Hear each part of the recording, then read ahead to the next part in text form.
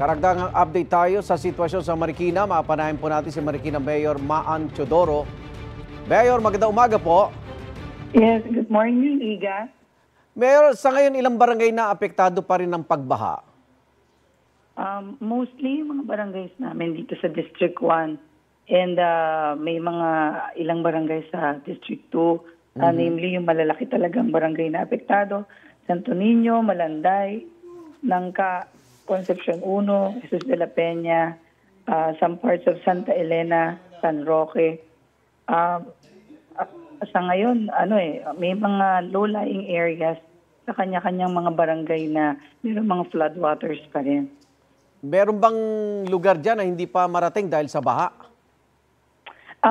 Yung mga lugar na malapit sa ilog, like sa Libis Malaya, meron kaming areas sa Malanday, Nara, Talisay, sa Tumana, yung talagang tabing-tabi, like the Linear Park, Calamansi, Kislap, Doña Petra, sa Nangka, sa may Balubad area. Yun ang medyo mataas pa ang baha. May mga na-stranded bang residente, Mayor? Sa ngayon, wala naman tayong reported na stranded. Kung sakali man, sila ay nare-rescue rin naman upon their request. Opo. Since yesterday, tumatanggap tayo ng mga rescue request. Kung sila ay nangailangan ng tulong o kaya ng ambulance para kunin sila, lalo na yung mga bedridden natin. Opo. Pero sa ngayon, wala naman tayong nakukuha pang information on that. Umabot po sa ilang bilang yung residente apektado at nasa evacuation centers pa rin po, Mayor? As of siguro 5 a.m., ang number of individuals na nasa evacuation centers is around 23,286. 4,740 families in total.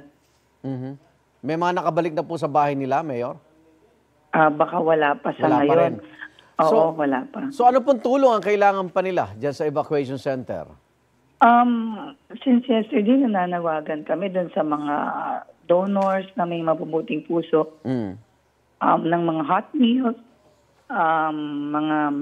yung mga basic necessities, especially for the pregnant women and sa mga bata.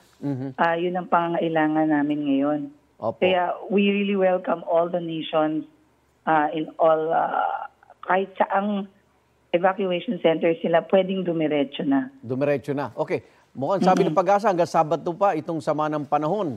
Tuloy-tuloy ang pag-ulan. So, sa ngayon ba yung supply at tulong nyo dyan, Mayor, kakayanin pa ba?